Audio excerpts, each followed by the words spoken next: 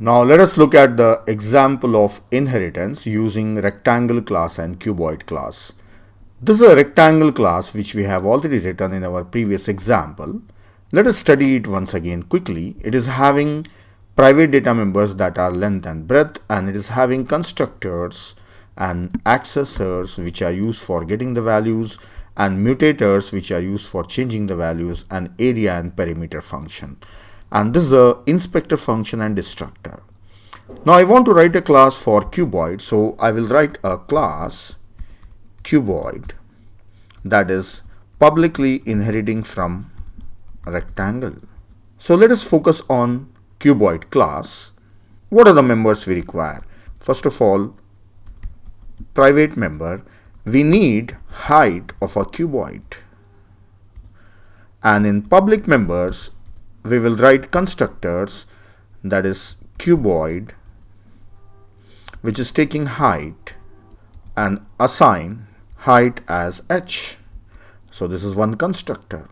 As the cuboid class will be inheriting all those features that are available in rectangle class, then what are the other methods it needs? This is a constructor, and the other functions are get height, set height. The other functions are accessor methods or mutator methods, that is property methods, or get height and set height methods. So I will write down get height, which is taking h, and here itself which returns height. So here itself I will write down return height.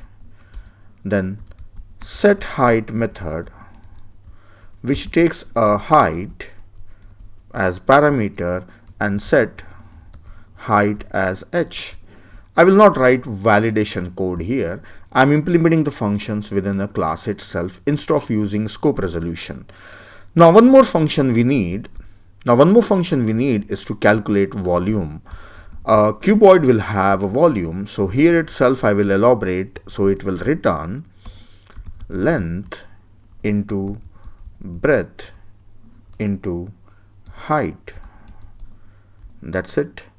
So here you can see that I got an error message. The error message says that breadth is a private member of rectangle, length is a private member of rectangle.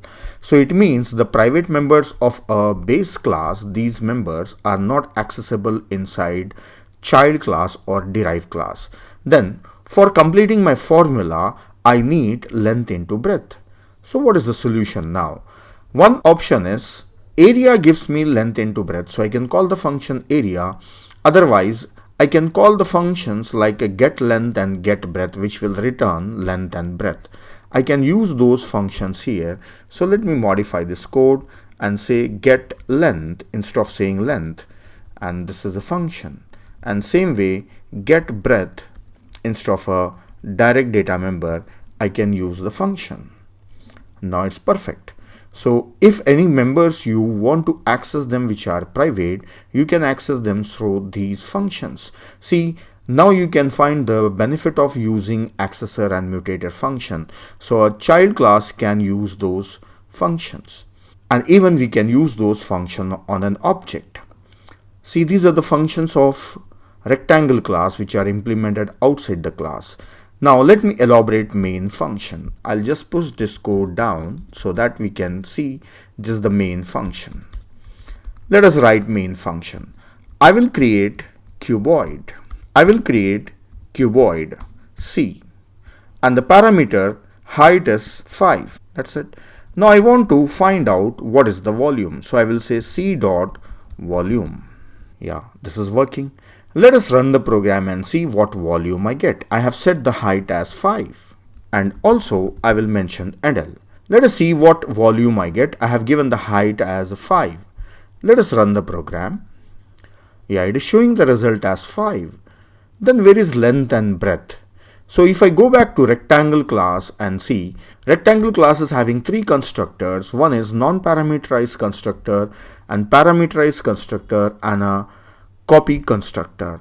So what this non-parameterized constructor is doing, this one, if I go to the implementation of this one, you can see that it is setting length as 1 and breadth also as 1.